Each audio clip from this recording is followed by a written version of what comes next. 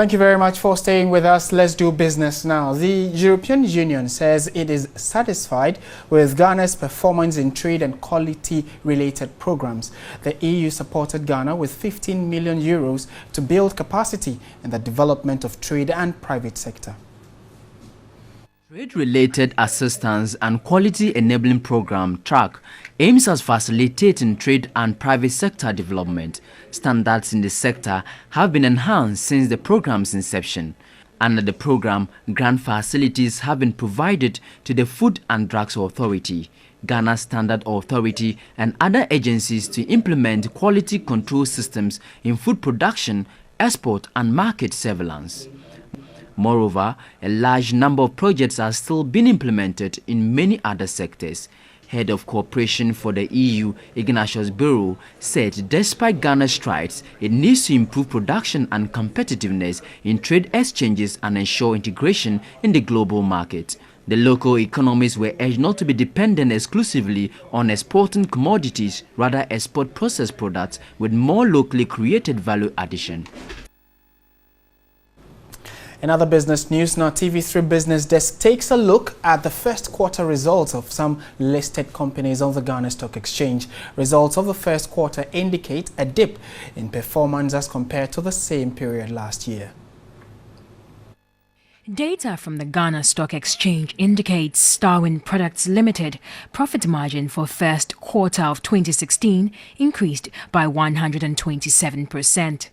The company recorded 149,716 cedis in the first quarter of last year, compared to 340,509 in the first quarter of this year. However, its revenue for the first quarter this year dipped by 5%, recording 2.1 million cedis. Danex acquired majority shares in SPL some time back, and so they are going through processes of a total takeover of the company. When these things happen, there are costs that may come up that may lead to the company not doing too well on the top line. If the processes are completed for the merger, let me say, then we'll begin to see some good performance from Starwin. I-10 Drugs, however, obtained an impressive first quarter result. Its net profit increased by 513% from 584,400 million cedis last year to 2.4 million cedis this year. Its revenue for the first quarter also improved from 23.8 million cedis last year to 30.1 million cedis this year. That shows that the pharmaceutical companies have done well and they are continuing to do well. I think that with the correction in the power supply for the nation, these manufacturing companies are set to do well, looking at how they have performed per the results they have given to us. Now, the Africa Center for Energy Policy, ACEP, says that electricity consumers should brace themselves for intermittent power supply for the next few weeks. It attributed the setback to a decision by NGAS of Nigeria to suspend gas supply to Ghana and challenges with securing fuel for other generating units. Energy policy think tank ACEP says the country has a power deficit of 326 megawatts due to financial and fuel supply challenges.